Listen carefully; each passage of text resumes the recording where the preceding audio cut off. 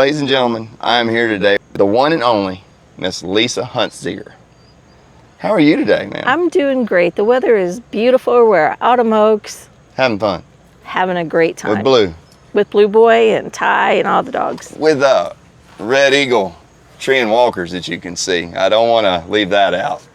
Ladies and gentlemen, this here is Liza Hunziker. She's been a great friend of our family. She's been a great friend for years, and she has had some of the most remarkable dogs I've ever seen in my life. She's been a mentor to me for many years, a mentor to many others. I know she's very, your dogs are very sought after, and for good reasons. You've got some beautiful hounds, and I wanted to sit down with Liza today. Absolutely, you're very welcome. But I wanted to sit down with Liza today, and I wanted y'all to get to know Liza. And Blue Boy. And Blue Boy. And get to know a little bit about how she got into the industry, what it takes to be successful in the industry as well, and how long sometimes it takes you to get there. It takes a while sometimes. It takes a while. That's right. It does. It's never easy. It's never easy. No, ma'am, it's never easy. And I think anytime you want something and you're going to achieve something great, you got to try hard. And it sometimes takes years. And that's just part of it. Yes. Where are you from? I am from Southern Illinois. Southern Illinois. Yes. Amish country. Yes. Very nice. Shawnee National Forest. Shawnee National Forest. And your mom? Yes. What's her name? Mary Lou. Miss Mary Lou? Yes, and she has greenhouses. Hi, Hey, Mom. Hey, Mom. I help her with the greenhouses in the spring. Okay. Yes. And what do y'all do there? We grow flowers and vegetables. Oh, what kind? All kinds of different flowers and, you know, the usual, all kinds of tomato plants, several different kinds that the customers want. Mom tries to please everybody. Well, hey, Yeah. nothing wrong with that. Yep, Peppers. peppers. Now, Liza, I know a little bit about your history. You were 15 years as a vet tech, correct? Yes. All right. You know, because... What do y'all do? What do y'all do? I'm interested as far as, say you get a copperhead bite. They're not as lethal, right? A copperhead? They are, yeah. They're pretty bad. Depends on where the bite is. Right, right. Say you get one on the leg. What would you recommend immediately? Say a hound is out tonight and a man's hunting tonight.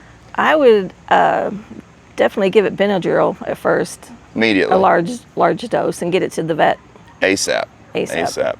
And that's something folks, when you're out hunting, Liza actually is one of the few that is a big time, you're big time in the show industry, and I'm gonna get more into that here in a little bit. But Miss Liza here also, she believes that the dog should hunt. Absolutely. I don't love want that just about a show dog. I love it. I don't want just a show dog. What No. What made you keep that train of thought? Because that's what I did first. Good. I hunted with my dad every chance I got, every time he's out in the woods. My grandpa had coon dogs, and then when my dad quit hunting, I hunted with my Uncle Ted for years. What kind of dogs do they have? They had just like mixed breeds. Yeah. You know, just yard dogs that would go out and hunt, kill snakes, do it all. Just had fun. Yeah, they Just were neat hounds. dogs. I mean, but yeah. Just had fun with them. Absolutely. What is when you were younger, what is the first dog that really stuck in your memory when you were hunting?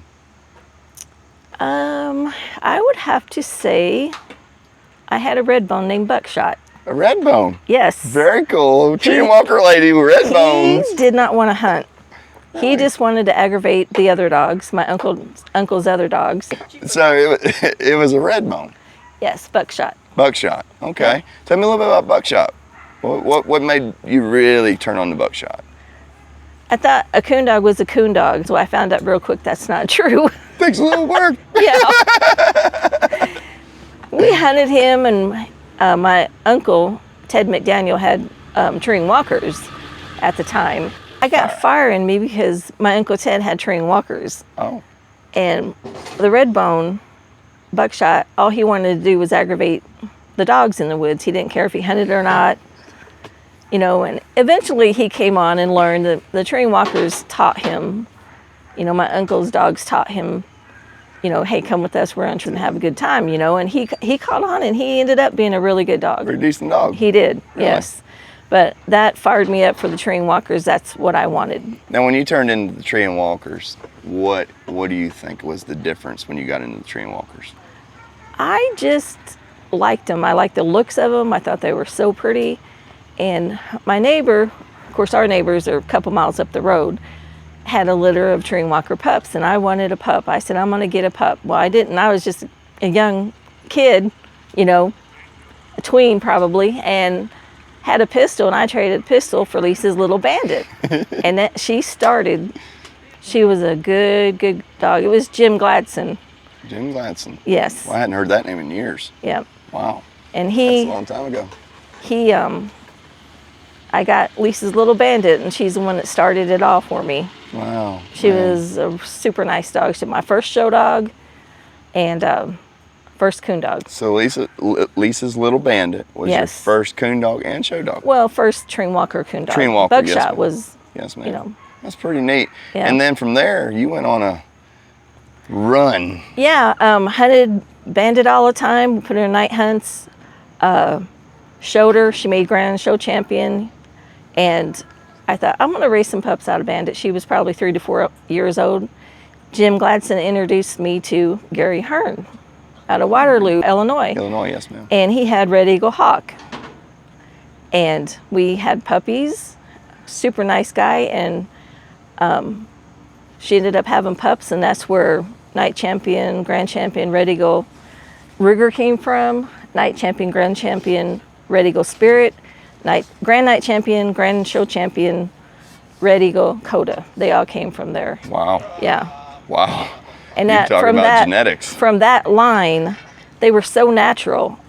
And I didn't much know about the competition hunts, but Gary competition hunted, quite a bit. Not as much as he used to, because he had the Red Eagle line of dogs, and he won the ACH World Show with over 600 entries back in the day when it was huge. 600 entries. In the world, yeah. Folks, back in 600 entries. in the our world show now is what, 100?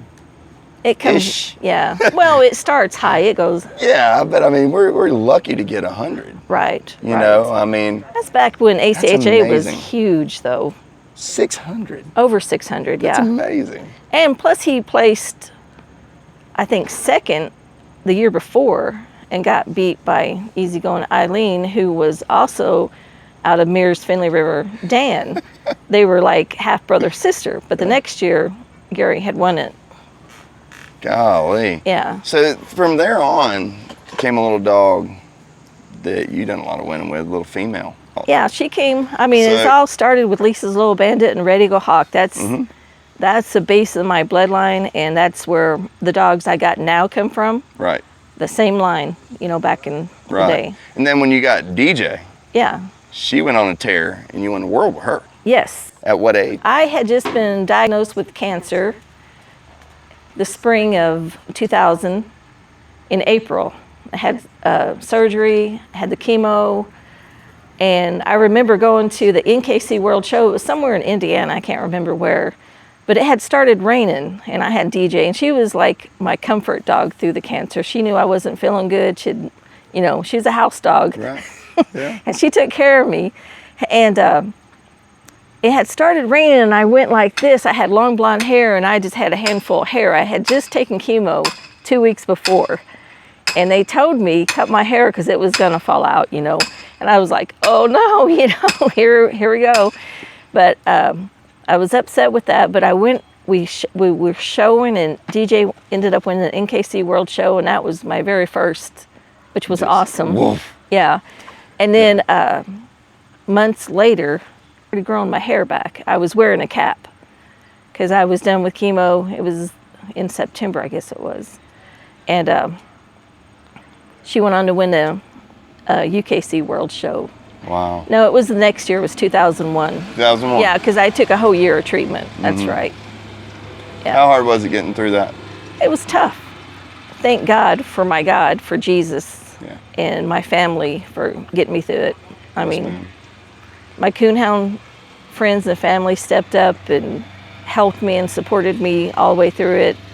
And I thank God every day Yeah, we're glad to have you for here. his blessings. We're glad that you are who you are. Thank you. Absolutely. 23 years ago. 23 years ago. Yep. Wow. Yep.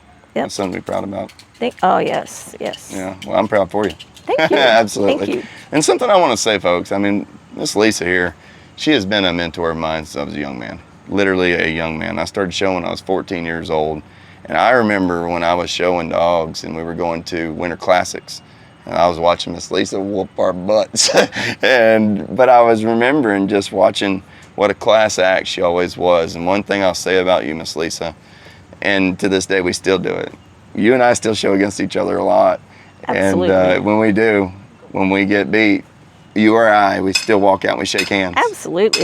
You got Sportsmanship. Sportsmanship, You all know? the way. But in this interview, the main thing I want everybody to really truly understand is the sportsmanship and the camaraderie you can really get out of this. Yes. I mean, you and I have known each other now going on over 20 years. Oh, yeah. I mean, I'm 39 years old, so I'm not talking about you at all and your age. No, we're not going to go there. Not at all. But I'm happy to be the age I am. That's right. You look beautiful where you're at. Well, thank you. Absolutely. Now let's talk about City. City's a little dog that really stuck with me. And I mean, I remember the first time I locked eyes with him. I went, oh boy. I looked at my mom. I told my mom, I said, we got a dog to beat now. And we went head to head. Several times, yeah. Several times. And you whooped me a lot more than I whooped you. But he was gorgeous. Thank you. He was yeah. And you won a world championship with him. Several.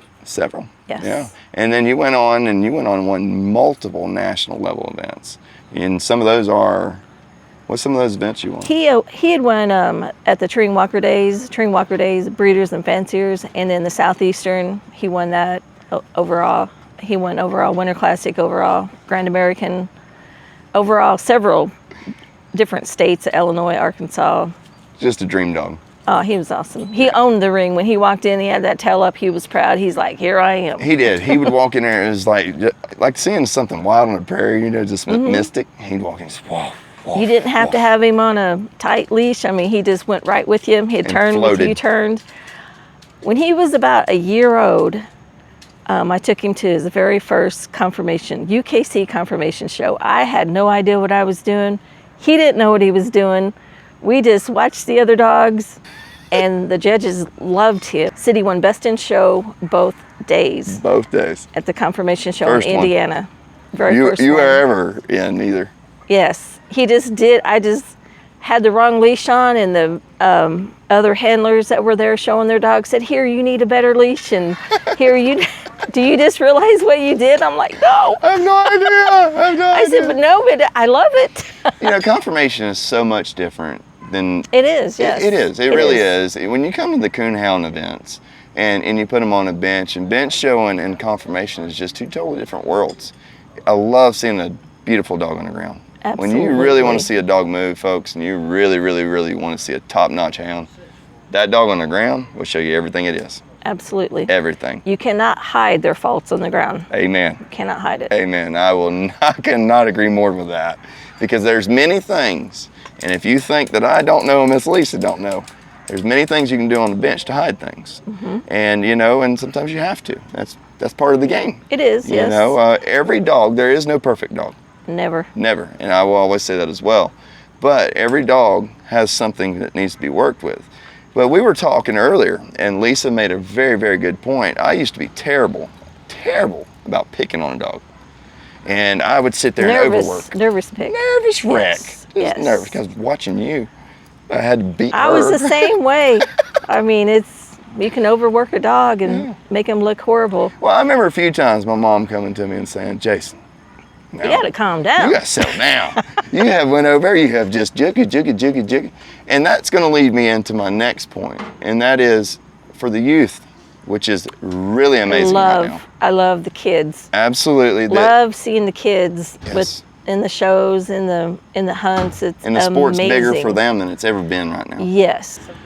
But something about youth, Lisa, that's pretty amazing in my opinion is how big it's gotten. It has. It has really erupted. It has. I mean, we went from, and I'm sure your days too, we went from trophies this big to my daughter won one at a Grand American that was 6 foot tall. Yes. And I was like, whoa. But the trophies when they were small, they were still just big to, to the kids and to us. So. And I want to ask you something, because you're a mentor to me. You always have been a mentor to me. Well, thank you. I would like to ask you a question that I'm sure a lot of folks would know.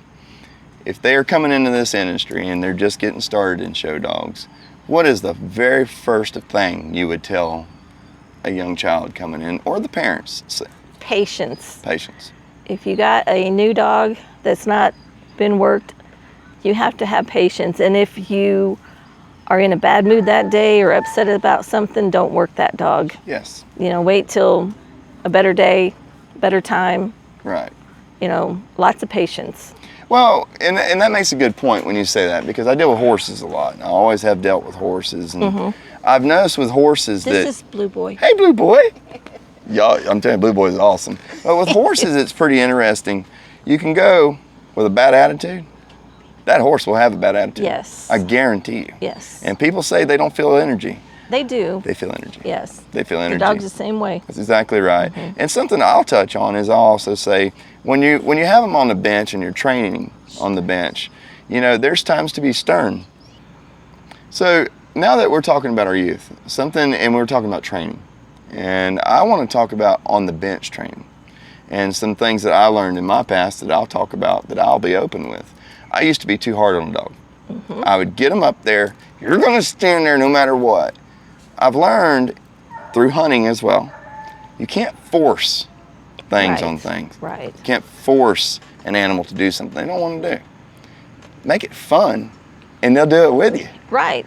You know, but that is a hard concept for a lot of people, whether they're hunting It is. or showing. It is. It's a hard concept. Right. You know, and I really hope that our youth really focuses on the bonding with their animals, as you have spoke on, getting a relationship with them. Right. Bonding, going out there, spending time on the leash. Yes. With that Teaching them no and good dog, you know, that's very important. And genetics. Genetics, absolutely. Genetics is everything. Yeah. You know, I mean, without your genetics, where would you be? It's everything. It is, yeah. Literally. And so, and that would be another point that I would swing to you is if you were to talk to someone and someone's walking around the fairgrounds and they're wanting to get their child, their first dog, what would be your advice? I would pick, you know, a nice puppy or an adult dog from a reputable breeder, not just from anyone. You want a good quality dog. Right. You want a dog that's going to work with you. You know, you want a dog that looks good on the bench. And if you want to hunt it, you know, you want a dog that does that too. Or if you just want to show, you know, whichever. Right. You got to start with a quality dog. You don't want just any dog. Right. And don't be scared to ask us for opinions. Right. I mean, folks, I mean, we're all sitting out here. I love to talk to kids about the dogs and everything. Exactly. I mean, I'll be the first person in line when it comes to that. I hope y'all hear that. I love the youth. I love them. I love to see them show. I've gave dogs to youth to show, and they've done wonderful. The hunts, everything. Well, without the youth, they're our future. Yeah, that's right. Without the youth, we have no future. Exactly. You know, and that's why it's so exciting to see how big it's getting in the youth and to see the money and the scholarships. And I hope that our sport just keeps steering more and more that way. I really do, because I mean, us adults, it's nice when in our dog boxes and stuff like that, but seeing the new generation coming in and really, I mean, I just interviewed a young lady yesterday, 14 years old. Oh. 14. She's out beating the boys. Nice. In the hunts. And I'm talking about, she won 4 out of 5 nights, I think. That's amazing. PKC hunting. See, I love that. 14-year-old little girl. Love it. It's awesome. It is. It's awesome. When I was growing up, we didn't have that. Right. You didn't have young ladies coming out very often hunting. Right. You'd see one every now and again. And you didn't have like the youth shows like they do these days. Well, with my dad, I think my dad was walking by a minute ago. With my dad, when I was hunting, my dad didn't put me in youth hunts. My dad said, you want to learn, we're going to get you out there and you're going to learn. And you're going to hunt against the hunters. Right. And let me tell you something, they taught me some lessons. Yeah, I'm sure they did. But I also learned how to win. Right. But, you know, that's the cool part about anything out here is we're never too good to talk to anyone. Absolutely. And so if you're out here and you're looking for a dog at a big event, don't be afraid to come and see Miss Lisa and ask for an I will opinion. help anybody. Absolutely. And, You know, and that's the main any way thing. I can. If I sell a pup or something, I give them my number. Call me. I'll help you any way I can with that pup. Right. Now you've been in this going on 30 years? Yeah. 40 years. I would say 40. Now the Red Eagle line started how many years with you? I would say 30 years ago. 30 years ago. That's dedication. Yeah. And we were speaking earlier, you know, off camera. It took you 15 years to feel you were there. Yeah. Yeah. And it's kind of been the same. My mom's sitting over here off camera, and it's been about the same with you, hasn't it? Maybe a little longer. No, actually about probably 25 years with us. 25? Yes, ma'am. Oh, no. Yeah. Well, I'm 39. I started when I was 14. Yeah. I mean, I started with my daddy's show. You guys have got awesome dogs. Oh, I love them. We got decent. Love them. dogs. That's Yeah. how we met. Yeah. That's how we became such good friends. Well, I'm gonna tell you, and I think that I've got dogs from you. You got dogs from me. well, that and competing against the ring against you, I think is so fun because when you get in there and you compete against someone so much, and that person beats you, and then all of a sudden you finally overcome that accomplishment of beating a mentor, someone that has such a beautiful animal, and I beat that person. That puts you on another level of cloud nine because not only I can remember I think it was one of the major hunts. I think it was you had City and we were always head to head with Locked and Loaded. I think it was City and More Lock. than likely, yes. Well, Lock he'd roll over on his right front, and I never forget. Because somebody was overshowing him. Oh, I was terrible. I was an overachiever. Always have been. I loved Locked and Loaded. That's how we met, was through that dog, because I loved him. That's exactly right. And I never forget showing under Mr. Lee. My homie. I love him. Mr. Lee. Love my homie. He's been a good man. And Lee Kearns is who we're speaking of. And Lee Kearns is a legend of this sport. He is a legend. He sure is. He's a wonderful man. He's one of the kindest people. He is. Always happy. And blessings out to that family. I yes. just love them to death. And Yes. shout out to you all. But, I'll never forget Lee telling me one time, he said, "You really want to beat her?" I said, "Yes, sir." "Quit overworking your dog." I would roll him over. And finally I listened. And I finally beat you. And I never forget, I thought I won the Super Bowl. I ran to my mom. I was like, "Mama, I beat him. I was freaking out. And I'm not too proud to say I didn't shed a tear over that. Well, that's part of it. That's what it's all about. It's amazing. And I know people say here, "Oh, you're kissing her," but no, it's not. It's no, not. because you don't have to. I don't have to. No. We've been friends for years, and Yeah. to beat you in the ring like that, it meant something to me. And the reason why it meant something to me is because I looked up to you. And I admired your dogs, and I admired how you showed your dogs. And I said, one day, I told my mom, I said, one day I'm going to be as good as they are. And I'm trying to this day still be better and better and better. But Lisa, I really Everybody hope. gets beat, though. I mean, that's Yes. part of it. Yes. I mean, it's Let's not talk about fun. getting beat. It's not fun, No. but it happens. And you're going to get beat more than you're going to win. Absolutely. Yes. And folks, I'm going to tell you, a lot of people say, "Oh, I got cheated." No, I'm going to tell you something. Sometimes you didn't get cheated. Sometimes you need to evaluate your own self and your own dogs. And it's what that judge sees at the time. And then I was going to bring up, it's exactly what Miss Lisa Yes, said. Yes. You are dealing with a judge's opinion. You're paying for an opinion. Right. So that opinion at that time is what stands. So you can poke your lip out all you want. That's what stands, whether Yeah. we like it or not. Yeah. So And nobody likes to get beat, but that's No. just part of that's not it. showing dogs or any kind of That's competition. exactly right. That's No, exactly right. But that's what makes it fun. love Because you it. never know. It makes you work that much harder. That's Or it always right. did me. I mean, I don't show near as much as I used to, but Right. But when you show up, you have a nice one.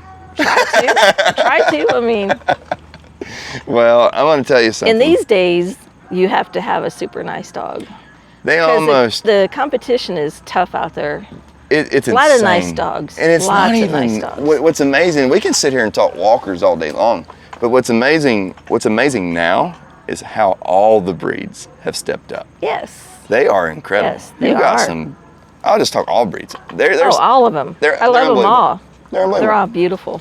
There was a blue tick that Whitney Kilo Mm-hmm. that had, and She's got some beautiful, gorgeous blue ticks. beautiful. Oh. She has done an outstanding job with her line. And what she has done with the blue tick breed, That's what I mean with her line. She is Whitney Kilo, really, truly, beautiful thumbs up, work. girlfriend. Thumbs up. You did good. Hounds, Hounds. Hounds. Yes, beautiful. not pencil legs, not pencil legs. No. And I'm not out here to shame anybody. I'm not here to down Right, anybody. right. When I say pencil legs, folks, there's a breed standard for a reason. We have them in our tree and walkers. Mm-hmm. In tree and walkers, we have a breed standard for a reason. It's so that animal can move to the best of its ability in the woods.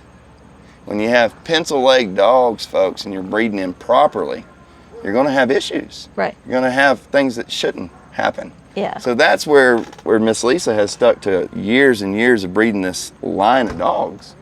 You bred to what you wanted, and then bred better, and got better and better. Try So to where breed you to the at breed now? standards. Breed to the standard. And, you know, all you can do is try. Yes. And if they don't work out, I don't ever make that cross again. I don't breed to just be breeding for puppies. I breed for myself to get, you know, close to the breed standards. What is a wow factor when you see a dog? A good conformation and color. Color. I love color. They got to have the conformation. Oh yeah. They got to be correct. Yes, absolutely. I agree with you 100% there, because when I say color, I agree with you 100% on that confirmation. Are you talking about the city color that Yes. he threw in his pups that everybody always says the city color? That city color, man. That city color was gorgeous. And I call it, especially when they have that white and it pops off them. They have that chrome, almost like on a horse, we call it chroming. Right. They pop. And I love that about them. Mm-hmm. And to see a dog with good conformation and that chrome on them, how do you beat a trim walker? I love them. Get beat all the time. But I'll still use them. Oh, well, yeah. You're going to have to keep beating Yeah. me. I'm going to do it to the day I die. Yeah. Well, Lots of good dogs out there. there's some amazing dogs out there, and not only in trim walkers, but in every breed. Yeah, every breed. What Whitney Kilo has done, and what I was going to state about this dog in particular, I was showing Barnabas. I was showing Second Wind's Barnabas, and I never forget, we were in Champions, and she stood him up in front of me. And I stood Barney up, and I love Barney, and Barney has done some mega winning. And this is no down to Barney. He's part of our bloodline. Right. We love right. him. We love us some Barney. And hello, everybody, the Barney lovers. But I never forget when Whitney stood him up, I went, what is that? I can't beat that. He just had that it factor. But you should never have the attitude where I can't beat that. But it wasn't. You always wanted. It wasn't I can't beat that. It was that dog is so remarkable. I admire what she has done. Absolutely. He was that sensational at that moment. And there's a lot of breeders that have done that. Yes. You know, in every breed. Outstanding job. Kudos to them. Absolutely. Outstanding, every breeder. Absolutely. Do you remember years ago? Yeah, I'm sure you'll remember this. You remember the Hills? Absolutely. I love Remember Bobby Sue? Oh, yeah. All-time favorite. Yes. That's my heart dog. Beautiful female. I always said that Bobby Sue was my heart dog. She's always been my favorite dog. I started with English dogs. I loved my English dogs. Yes, ma'am. I was hooked on them, and Daddy got mad at me and got me on the walkers. And then Mama said, yeah, Michigan Swamp Rooster. I started with Michigan Swamp Rooster dogs. He was mean as a rattlesnake, but he was treating contest. You couldn't beat him. I went to Grand American. They couldn't even keep count how many times he barked. Wow. They just said, kiddo, you won it. And I wasn't probably 16 years old, and a fella come up to me after the treeing contest. He said, son, would you get rid of that dog? And I said, no, sir. I don't want to sell it. My daddy's standing there, and Daddy said, that man just offered to buy that dog. I said, but he loves me. And that man walked over there and offered me $1,000. Dad looked at me, give him that dog. So I got rid of the dog and went on, and I tell you what I did is I turned on to the tree and walkers. And from there on out, I was hooked on them. And I showed Mama show dogs. And there's just something about a tree and walker. And I've always said that it's not to ever down any other breed. I love the other breeds. I started with English. I think they're gorgeous. Bobby Sue's my favorite dog. There was a little dog years ago came along, Queenie. Oh, yeah. Queenie was awesome. Remarkable. Yes. She was remarkable. Bobby Cody breeding. Bobby Cody breeding, yes ma'am. Then there was, we can go on for years about dogs. I mean, but there was just a few there. But I wanted to give a shout out to Whitney, because I'm not real good friends with Whitney, and I hardly ever speak to Whitney. But Whitney, I do not feel like she gets the credibility she should when it comes to the blue ticks. Because when I look at a blue tick, I like a hound. And she has bred that hound back into the blue ticks. So thank you, Whitney Kilo. So here we are, Autumn Oaks 2023. Where are you at? What dogs do you have now? I know you got some hidden ones out there, some gems. I got some young dogs out of Ty that. So Ty is, who's Ty? Let's talk about Ty. Ty is out of City and Second Wind Strove for Gold. Okay. What will you be showing this weekend? Well, the only dog I was able to bring, because I had to bring, other dogs for people. I'm I'm going to be showing Ty on Saturday in the Grand Mills. Oh, you're sure Ty. Yeah. I hadn't Ty's seen Ty. been good. He's 7 years old now. There's a boy. Look over at Ty. Hi, Ty. He's my good boy. Hey, He's a Ty. good boy. So that's Ty, folks. Yep. And what's Ty's full name again? His name is Red Eagle Capital City. Red Eagle Capital City. She Yep. calls him Ty. Yep. And you're Megan Perez named him. She had him as a pup, raised him up to 6 months old. And she actually had two of them. Two of them about the same age. And Danny, her husband, made her pick between the two, which was here at Autumn Oaks 6 years ago. And she decided to let me have Ty back. And she kept Gold. Yeah. Information part is what I think she really nails. Oh, she does, yeah. That's one thing about Megan that I can always say. When you see Megan with a dog, it's going to be elite. Right. Oh, it's yeah. going to be elite, Yeah. and you're going to have to I beat send her. all my dogs to her. I say, here, Megan. Yeah, train them up. She loves it. She thrives on, that's her passion. Yeah. And you and her have been friends for how many years? Oh, a long time. She used to write me letters when she was a little girl. And now, at the bench shows, now she comes and whips up on me. That's awesome. And how many years ago was that? A long time. Yeah. That's cool memories, though, isn't it? Oh, love it. Still got the letters from her. She's Do a little you? girl. Yeah. Wow. That made me. I just got chill bumps. That's pretty cool. Yeah. So it started with a letter. Yeah. When she's a little girl, she's wanting to get into showing and yeah. That's beautiful. I loved it. Yeah. I'm gonna tell you something, folks. I don't That's think what it's all about. I don't think we can end a podcast any better than that. Ladies and gentlemen, this is your host, Jason Wayne Hunter. Thank you for watching another episode of Hunter's Wheelhouse. It means the world to me. We're over 5,000 likes now on Facebook. If it wasn't for you, none of this stuff could ever happen. Thank you so much. Do me a favor, hit the like, share, subscribe button. Drop me a comment below. If you're on Facebook, hit a follow for me. Every follow adds up, folks. Like I said, if it wasn't for you, it'd never happen. God bless and take care.